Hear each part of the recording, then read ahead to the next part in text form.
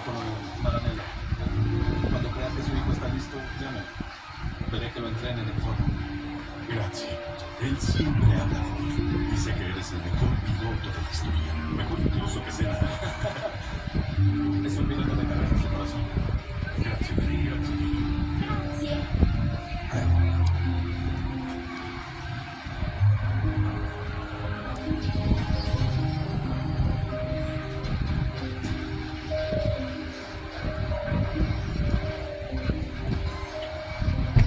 Camina.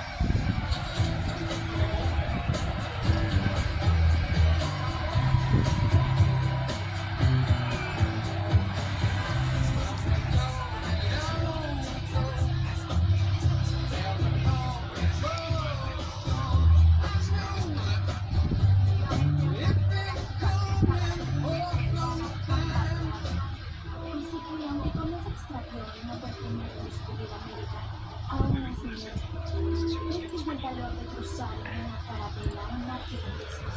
Y por eso descansamos el 12 de octubre. Gracias, Ger.